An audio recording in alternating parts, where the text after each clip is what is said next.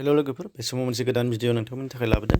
बे जाहैबाय आसाम टेटनि स्पेसियेल जिहेथु जानो गोजांगासिनो दङ 2026नि बेयाव दङ पेपार 1नि EVSनि थाखाय EVSनि बेयाव लास्टआव थानाय नैबे पेडागजिनि सायाव पेडागजिनिफ्राय लाबोनाय जादों बे बाराव।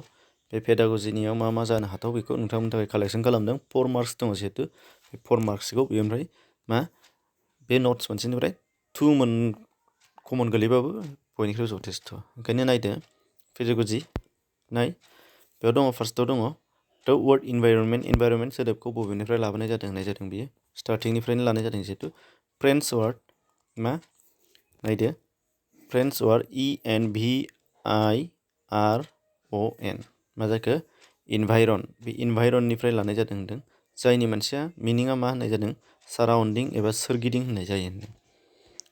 जायनि मिनिङा साराउन्डिं इनभाइरननि मिनिङा जाय इनभाइरनमेन्टआ फ्रेन्सनिफ्राय लाबोजानाय होनदों फ्रेन्स रावनिफ्राय। नेशनेल कारिकुलाम फ्रेमवर्क 2005नि बादिब्ला थाखो 3, थाखो 4, थाखो 5नि थाखाय ससियेल साइन्स आरो एनभाइरनमेन्ट फोरोंनो थाखाय EVSखौ नांगौ जानाय जादों एबा जोंनो EVSखौ माबे मायथाइनिफ्राय LP सेक्सनाव सोनाय जादों नैबे मोनसे सोंनाय जानो हागौ। माबे आयदानिफ्राय एबा माब्लानिफ्राय माबे कारिकुलाम बादियै होननानै सोंगोन बा नेशनेल कारिकुलाम फ्रेमवर्क 2005निफ्राय। बेनिफ्राय एनभाइरनमेन्टेल साइन्सखौ थाखो 1 आरो थाखो 2नि थाखाय फोरोंनाय जाया होनदों। क्लास 1, 2आव गैखाया मानोना राव सानखान्थि आरो खन्थाइजों EVSखौ फोरोंनो गोब्राब जायो एबा थाखो 1, थाखो 2नि थाखाय जोंनो EVSखौ फोरोंनो गोब्राब होनदों। ओंखायनो बेखौ नाङा। नेशनेल कारिकुलाम फ्रेमवर्क 2005नि बादिब्ला बिजाबाव गोबां गालांनाय जायो जाहाथे गथ'फोरा साननो आनजाद नायनो खाबु मोनो होनदों। नेशनेल कारिकुलाम फ्रेमवर्क 2005नि बादिब्ला EVS फोरोंनायाव सावगारिनि एबा आयदानि गाहायाव लांदां गालाङो बाहायनो साननानै बेयावनो आनजाद खालामनो गथ'फोरा बिजाबावनो लिरनो खाबु मोननायनि थाखाय जायनि थाखाय नटबुकनि गोनांथि गैया दानि बिजाबफोरा ओंखायनो होनदों। प्राइमारि लेभेलाव EVS फोरोंनो थाखाय बेखेवनो सोलोंनो मावनायजों सोलोंनो सोंथि सोंनो आनजाद नायनो गथ'नो खाबु होनाय जायो होनदों। बेनिफिट्स एबा बे EVSनि बेफोरसो फैयो बेबायदियासो फैयो गाहायाव गोलाव बुजिनो जोबोद गोलाव टेक्स्ट होनानै सोङो जायफ्रा होबाय थायो आन्दाज मोनो। प्राइमारि लेभेलाव EVSखौ मानि थाखाय फोरोंनाय जायोनो बेखेवनानै फोरोंनो हानाय जायोनो सोलोंनो हानाय जायो खामानि मावनानै सोलोंनो हानाय जायो सोंथि सोंनो हानाय जायोनो आनजाद नायनो गथ'फोरखौ खाबु होनाय जायो। EVS सोलोंनो थाखाय बिजाबानो थोजासे नङा बेयाव न'नि आबहावा सुबुंनि बिफाव खौरां बिलाइ आरो बायजोनि आबहावानि गोनांथि दङ होनदों।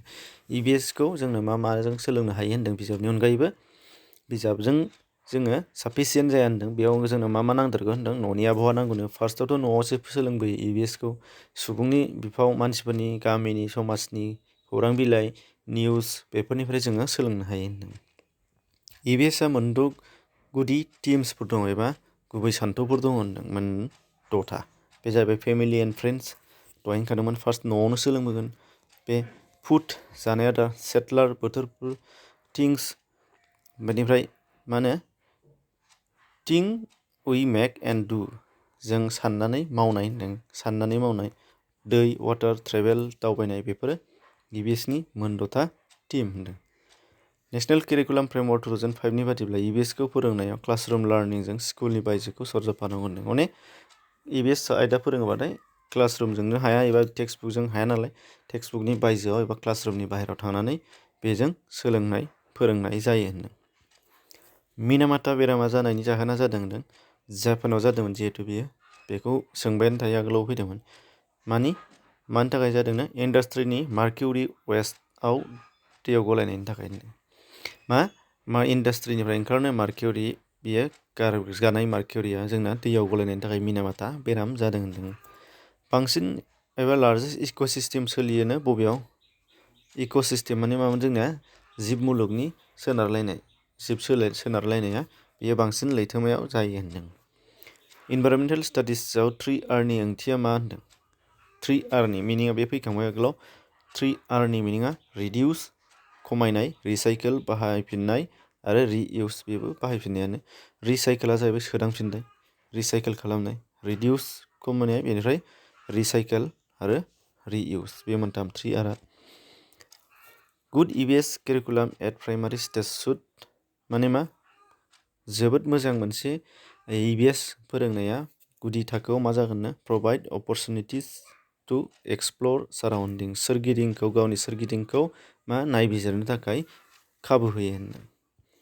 खन्थाइ आरो सल'जों EVS फोरोंनाय जायो जाहाथे खन्थाइ आरो सल'खौबो EVS आव सोफानाय जायो जे बिजाबाव दङ जायफ्रा फोरोंनो नुगोन दा बेखौ मानो सोफादों होनदों खुसि रंजानाय आरो गोसो बोहोनो थाखाय।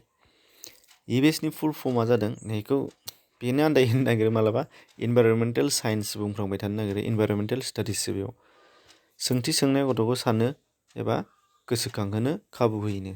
जों मानो EVS क्लास लाबा गथ'फोरनाव सोङो होननाय जादों सोंनायनि फिथाइया मा होननानै गाहायाव अपसन होनो हागौ अब्ला जोंना मा गोसोखांहोनाय आरो सानहोनाय। एसिड रेन बेखौथ' होनखाबाय सालफ्युरिक एसिड नाइट्रिक एसिड आरो बिनि दाथाय फर्मखौ नायनांसिगोन जोङो SO2 + NO2 बेनिफ्राय हायाव हिउमास दायोनो सोरो फेसेवग्राफोरा हासार दाग्राफोरा सोरनो फेसेवग्राफोरा जिउसाफोर। EVS आव 6 थिम्सखौ सोफानाय जाहोना जादों दहायनि 6 थिम्स दहाय जों फरायदोंमोन बेखौ बेयो to help student to locate plants and animals in a social and cultural context माने समाजारि आबहावा सोरजिनायाव जिब जिबि आरो बिफां लाइफांनि सोमोन्दै गियान होयो होनदों। भारतआ सोलोंथाइनि थाखाय अख्राङाव दैथायहरनाय ग्रहसानि मुङा मा होनदों EDUSAT बेखौ गोसोआव लानानै मालाबा फैगोन सोलोंथाइखौ मा जौगाहोनो थाखाय सेटेलाइट जोंनाव दङ जिहेतु EDUSAT बे 3 मेथड्स अफ साइन्स आर बिगियान EVS फोरोंनायनि 3 मेथडफोरा मा होनो अबजारभेसन एक्सपेरिमेन्टेसन हाइपथेसिस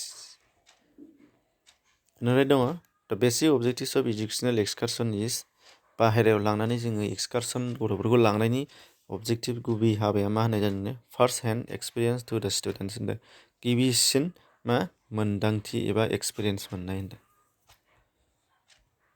दानिया नैबे सोंखांखानाय दहायनो पएम एन्ड स्ट'रिसखौ मानो इनक्लुड खालामा प्राइमारियाव दा बेखौ सोंखांखाबाय नैबे बर'आवनो बुंखादोंमोन प्रभाइड फान and enjoyment in learning of द साबजेक्ट होनदों आयदाखौ फरायनायाव मुजिहाबहोनाय रंजाहोनाय।